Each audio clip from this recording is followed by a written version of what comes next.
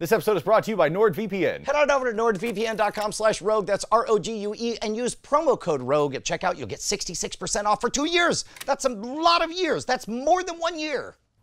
Less than 3, but more than 1. Well, okay. It's a substantial amount of years. Hello, Dr. Science. Sorry. Math is kind of my thing. I mean, but even then, it's really only like they just take over the government. And that's the thing. There is no elections. There's no such thing as a functioning democracy in science fiction because everything is either so future automated that like it's Star Trek. We have a computer that decides who's the best thing and where everything's gonna go, or it's awful dystopian and there's a god king ruler. The lottery? I would hate to say it, but my prequels example The might prequels have a functioning democracy. No matter what anybody tells you, George Lucas put a functioning democracy in science fiction. Buying an election historically. But you've read the Gentleman Bastard series, right? I've read one of them. Yeah, I read the first book. Okay, the second one's even better, third one's even better, but there's one book where a bunch of powerful wizards don't want to fight each other because they're all, armed with nuclear hands, basically, and that'll escalate too quickly. So instead, they pick a very small city council meeting and they say, our team has these guys, your team has these guys, here's an unlimited budget, the two of you fight, and whoever wins the most city council seats, that's the faction that's going to win. And what I loved about it is I didn't know anything about the politics of either side. I wasn't hung up on any of this stuff because when you talk about political graft and underhanded techniques, it's very tempting to think about my tribe, their tribe, but I want you to imagine a space wizard shows up, teleports us to a far distant time, and we have one job, and that's to win an election, which is why we're gonna buy an election with Justin Robert Young of the Politics podcast. Tell me more about wizards with nuclear hands. Because might as well be, dude. They're so powerful. When you think about buying an election, you have to understand where you're going to buy it. This is America. Can I do this at like a CVS or Sure. I mean, at this point, it would be much better if there were an app for which we could just pay with, yeah. I'm gonna assume that we're talking about like in past times. We are. Okay. So for this example, what we're gonna talk about is the party machine system that very much dominated American politics for pretty much all of American politics up until the late 60s. In fact, you can make the argument, and many have, that the first candidate to make it out of the Republican or Democratic Party that wasn't either blessed by the party or blessed by the special interests that dominate the party, be it donors or organized labor or something like that, was Jimmy Carter. So wait, you're saying that dude's still alive right now! So you're saying this is how long back this goes? This is all of it! Everybody before Jimmy Carter was somebody who was elected by a bunch of cigar-smoking dudes in a back room who all agreed this is gonna be the guy and he's gonna win. Tammany Hall, right? I mean, even after that I don't even know what that means. What is Tammany Hall? Right, start there. So Tammany Hall is probably the most famous of the political machines. It came up through New York and effectively understood that as Irish immigrants came into New York, they had a block, votes that they could own totally. And so once they understood that they could swing elections by just making sure that everybody in their community voted a certain way, they started putting a price tag on what it would cost to make sure that every one of the Irish people in New York voted a certain way. This is when in history are we talking? Tammany Hall lasts from the late 1800s, and Boss Tweed is a name that kind of goes around, but he is one of the most famous leader. Yeah, always after them Duke boys. Exactly. That lasts well into the 1950s. So this is the epicenter of political graft is Tammany Hall in New York City. So what does that look like on a boots on the ground basis? Like you have money and you have voting blocks that you can engage in. Identity politics is what we call it nowadays. Yeah. Where it's like, you are Irish, you are in this district, therefore you are gonna vote for whoever, and we're gonna spend the money to make sure that you get there. Well, they were doing things like people would come in fresh off the boat and they said, you know what, we're gonna register you to vote right now. We are this party. And so, hey, we're all friends, right? So you're with us. You're with us now, right off the boat. So the way that we think of identity politics now, or any kind of demographic politics, is you go to a bunch of like-minded people, you bring issues for which will motivate them, and they go out to the polls. So does this mean like previous to 1960s, like it didn't really matter what your personal ideas or ethics were? It was more just a tribal, like you're on the blue team or the red team or the green team or the... This is probably the biggest thing that I hope everybody kind of understands, is that the idea of our two major parties here in America having hardcore ideological values is very much a modern construct. Like within the last 40 years. Within the last 40 years. Prior to that, it was so diffuse. You had conservative Democrats, you had liberal Democrats, you had conservative Republicans, you had liberal Republicans. Barry Goldwater, who basically made the Republican Party an ideologically conservative organization effectively, and Nelson Rockefeller, somebody that was so popular as a New York City fixture, he was like carried off by people in Spanish Harlem because he spoke the language. They existed at the exact same time. They were both figures. It's not until mass media really congeals everything into one coherent message that we start to have the Democrats mean a certain thing and the Republicans mean a certain thing. This is remarkable because the very idea of being in one tribe or the other and yet having ideas contrary to the official doctrine of you are in our clubhouse and you will believe these things, I guess in my entire lifetime I've grown up with that. It's more like sports teams, it sounds like. So it is. Right? I understand Tammany Hall only marginally more than I do the politics of sports teams. Sure. So here, but this is why you have national politics, is because you had Tammany Halls and certain other political machines, maybe not as powerful or as corrupt as Tammany Hall was, but they're all over the country. So if you're going to elect a national candidate, who do you go to? All these local machines that are already plugged in. And to get back to your point, this isn't just identity politics. Okay. Because once you have a group, you got to make sure you keep the group. So, because they're going to be seduced by the other side at all times. It's like, hey man. They get bored, or there's other things that are going on. So you got to make sure, and when you're selling something, you have to deliver it. So you do things like register people right off the boat. You do things like make sure that you're maybe paying people in certain areas to come out there. You pay precinct captains to make sure that the ballot box is filled a certain way. What does that look like? Like, do you even hide that behind? It's like, hey man, I know it's a work day and you're going to have to take the day off. I want to compensate you for your day off so you could do your civic duty and make sure to, here's $50. Hope you vote for our team. Sometimes. Other times, a little bit more blatant. Oh, okay. You know, there is the phrase in Chicago, the Chicago machine used to say that if a vote is stolen in Chicago, it stays stolen. Because they were going to, and really also, this isn't just for one side.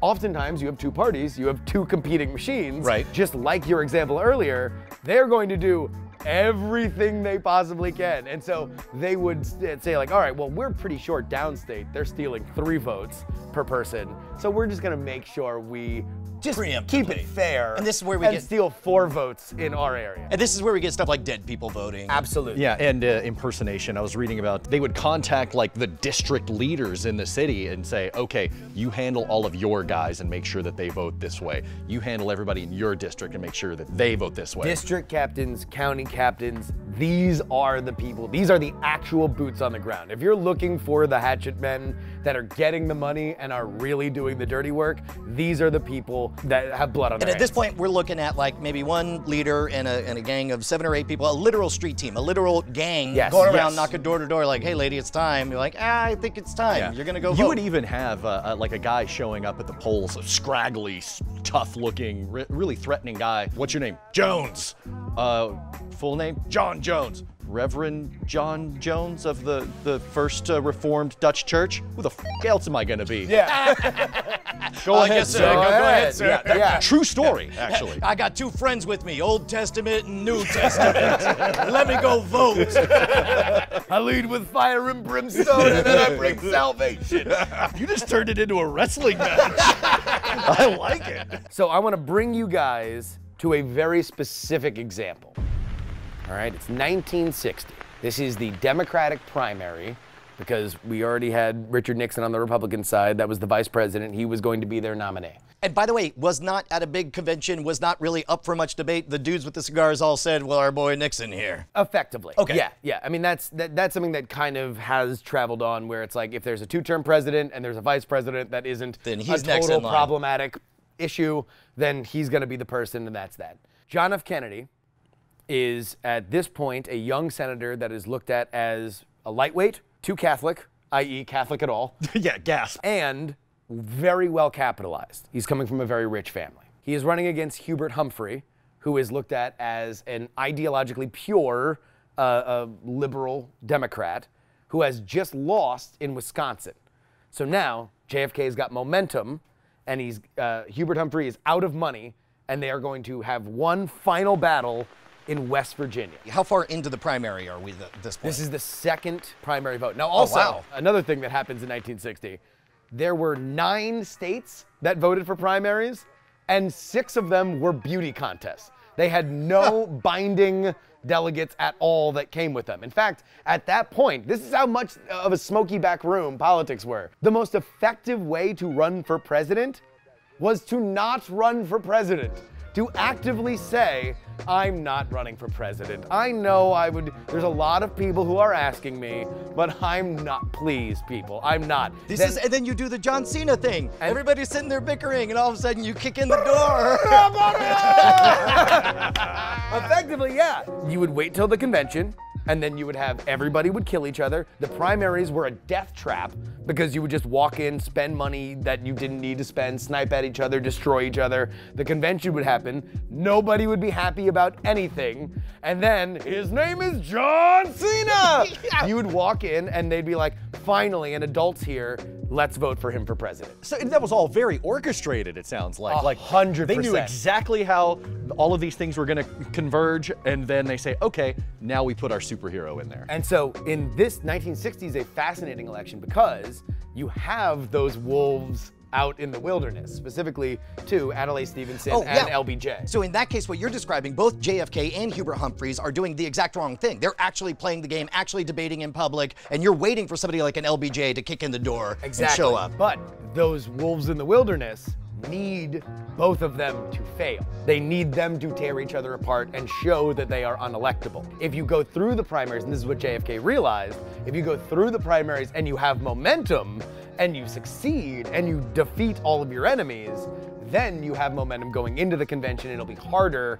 for people to knock you down there. So was he the first to really figure that out? Effectively, the campaign that we know today, running in the primaries, JFK was the first candidate to have a private plane. JFK was the first candidate to have a media strategy. The tape machine had literally just been invented. He owned one. He was the first major candidate to own one, recorded every one of his speeches, reviewed it for his own purposes to see what he was doing wrong, and then edited big speeches Put it up on SoundCloud. Effectively, no, he did. He would edit them down into various broadcast effective lengths and then send them to news stations in states where he wanted those messages to resonate. This was not done at all. I think a lot of this must be attributed to the fact that he was just handsome, and they were like, we've got this rock star. Yeah, speaking of which, let's change the rules. Is there anything too, and I know we're jumping forward here, but the story is always that that Nixon and JFK in their first debate, everybody who listened to the radio version said that Nixon won. Everybody who watched the television version said that JFK won because, of course, he presented, Nixon looked sweaty, but his ideas sounded good on the radio. Is there anything to that, or is that apocryphal? Yes and no. I think it's overblown. The fun fact is everybody always says it's because JFK used makeup and Nixon didn't. It's actually the opposite. That Nixon's face was made of silly putty. And yes. JFK had just come off of a vacation. He was suntanned. He looked good on television. Nixon was coming out of the hospital because he had an injury that he was in the hospital for weeks. His butt was hanging out. He's still in the... So he looks gaunt. It's funny you said silly putty because they have this cake makeup that is like horror style melting off his face as he's doing the debate. So it looks like he's sweating, but that's only because the cameras are so bad. If the cameras were better, it would look like his face was deteriorating as the He was like intentionally trying to look like Emperor Palpatine. I'm sorry, I have a question. What the f is happening over here? No, but seriously, your face. Just like for reals. Do we need a doctor? Your face. Here's what we need to understand for this example. West Virginia is a very Protestant state. They don't like Catholics. So this is a gigantic test for Kennedy because they both have to win. Either Humphreys wins and shows that JFK is fallible, and now maybe he can continue the primaries or go to the convention and make something, or at least horse trade his power a little bit more effectively. JFK has to win, or else all these other people that are deliberately sitting out of the primaries will jump on him as soon as they smell blood in the water. So now they both have to do it. And here's how you do it in West Virginia, one of the most, at the time, notoriously corrupt states in the Union.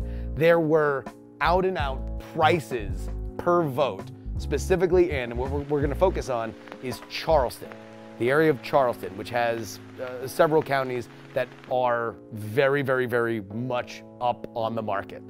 And so there was a bidding war that started, as is reported, at around $2 to $3 per vote. So this is a case where like your neighborhood gets together. It's like, hey, neighborhood of whatever, Sunset Valley over here. There are 300 of us. The current price is $2 to $3 a vote. That's $1,000 that we can have. Do we want to go with these guys or the other guys? Sure. It was that organized? Except imagine everything you just said, except none of the money goes anywhere else. Like it just only goes just to the goes- machine. okay. Yeah. So yes, it was that organized. Again, this is what politics was. Local machines that got people out to vote and made sure I'm sure altruistically for the benefit of everybody. Sure. But this is what it looked like. This was not weird.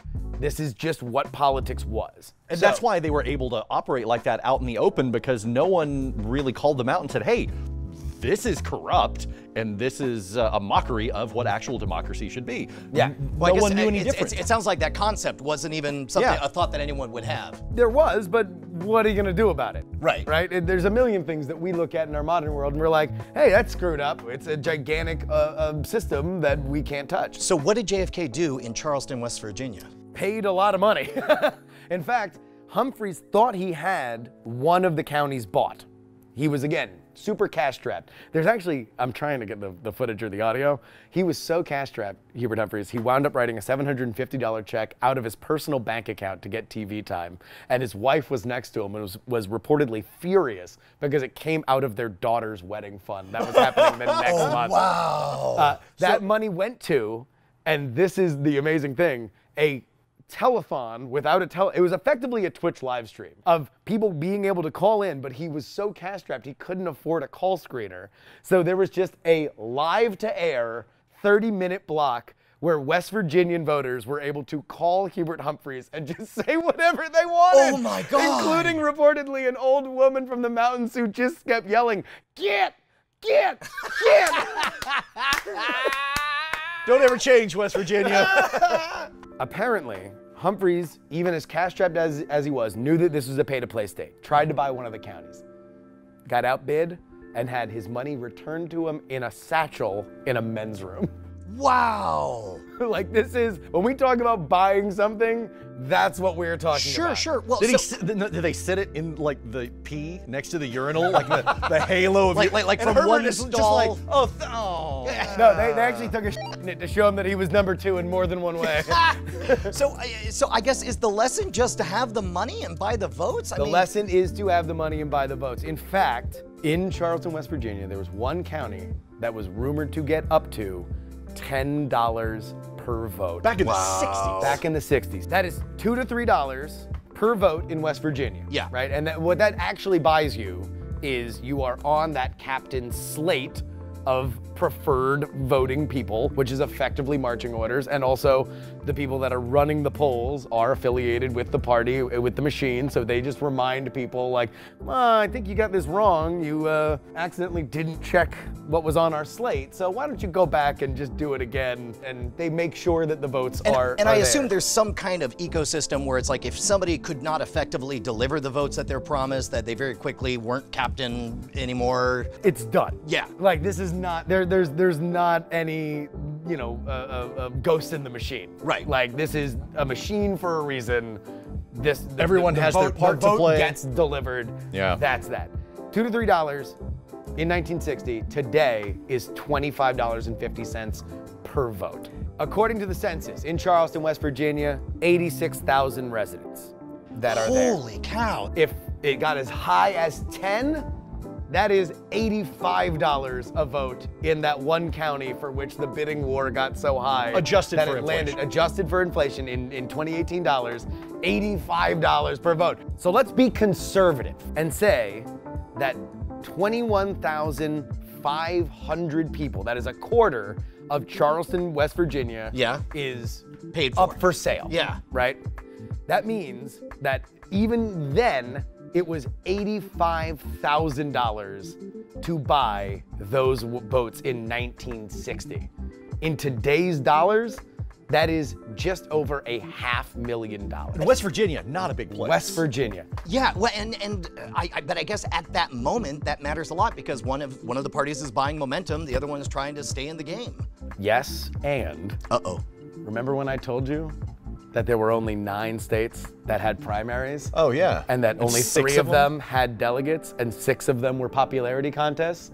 Was West Virginia one of the popularity contests? A popularity Wait, contest. for nothing but for how good it looks? Yes. That's crazy. That was just publicity, essentially. Literally just to demonstrate to the smoky backroom people. Again, this is 1960. This is not after 1968. You are still dealing with the smoky backroom people. Wow. This was just a public workout to show that JFK was fit enough to be elected president of the United States. I mean, I'd hate to say it in such crass terms, but it sounds to me like you're just saying straight up JFK just bought an election. Well, and then there's also lots of accusations with, from what I understand, some substantive evidence behind it that some of that money probably came from the mob. Oh, is that a thing? There's a whole nother thing. We can do a whole nother episode on this. It's actually the other way around. In the general election, Kennedy versus Nixon, there are 2 states that if they were to go the other way, and they were very, very close, that would have changed the election, and by any available metrics, there were some level of voting tampering happening. One was in Illinois, and the other, Texas! Great state of Texas. Right on! I mean, wait, why am I remember? Oh, geez, what am I doing? It really puts into perspective just how much, I assume, better things have gotten. I mean, compared to those days. There is no doubt that right now, writ large, we are having the most free elections that we have ever had in American democracy. I mean, when we talk about like, oh, they're buying the election, generally we're talking about super PACs, we're talking about buying advertisements and stuff like that. So it's isn't that really just the smoky back room dressed up under a different name and different rules? I mean, I'm sure there's some amount of that still happening, but at least not on the open market with a rate sheet. Hello, welcome to Travis County. Yeah. What will you be having? Yeah, I think that's like, no matter what, we can always do better, and it's good. It's kind of a healthy democracy that we ID these things that we feel are unfair. But no, a super PAC buying a bunch of ads and making sure that they have a well-funded headquarters, different thing, is not the same as saying I'm going to spend $3 per vote to make sure that a corrupt machine puts people into it's influencing, but it's not as direct. Yes. Yes. Okay, so where can people hear so much more of stories exactly like this one? You can find my podcast at politicspoliticspolitics.com, and you can find me on Twitter at Justin R. Young. And also, you can get my free political newsletter 5 days a week at freepoliticalnewsletter.com. It's a little bit of history, but mostly more modern. It's mostly what they don't want you to know. Now, this is a well-established fact. The Vatican is trying to suppress this information. All, there's a big cabal going on, as we know. Chi-Coms, Hanna-Barbera. Bring me pictures of Spider-Man. I swear to God, I want this to be nothing, but this is what the political newsletter is. is. Here, we can just redo the whole episode. Welcome to the Modern Rogue. I've been deplatformed literally everywhere else. I've used Navi technology to beam into the Navi technology. I've now used an Oakland hipster as my avatar. I'm taking over. We're taking over the Modern Rogue. You ever make one of those alternate accounts so you can pretend to be someone else? What? No, never. Because what are you talking about? What did you find? Well, somebody named Mason Jerfy was throwing shade at some crocheters at /r/crochet, and he seemed really upset. They gotta know. I'm in there shaking. Mason Jerfy's in there shaking things up in the crochet world. So it seems to me like if you're on notice. I almost thought it was you, but you know what? I checked all the IP addresses, and it turns out because what did it say? He's from Iceland. He is not from Austin. Can't be you. It's not me at all. Also, I'm betting that all of his weather reports are not related to Austin, Texas. I'm betting that there are movies he's probably watching because Mason Jerfy, who most certainly is not you, no, he could be lives anywhere. in Iceland. Nobody knows who or where he is. He's an enigma, a mystery. You'll never find him. You or the crochet assassins are sending after him. Crochet assassins? Yeah, he's in the wind. He's a ghost. You know why? NordVPN. Wow, that sounds I'm unrelated. I'm just guessing. I mean, sounds to me like you want to have a separate conversation about the fact that NordVPN makes it possible for you to be anywhere on the planet, for you to protect your identification, for you to truly be anonymous. They're the top-rated, perfect score from PC Magazine. And the fact is, you can mask where you are, who you are, and where you're from, all from NordVPN, and you can get 66% off if you use promo code ROGUE at checkout if you head on over to nordvpn.com/rogue. I, for one, love using NordVPN. I do too. It's the only way that I can slip about like a ninja across the internet. Or the way Mason Jervey does. I mean, not me. I don't have any sort of secrecy or alter egos or anything. Hold on. I'm beginning to suspect a thing. How do you know about Mason Jervey? Is that good? We good with the thing? You did it. You made me acknowledge something that truly was unique about that whole franchise. Hats off to a real one. Elections. There's a neat trick.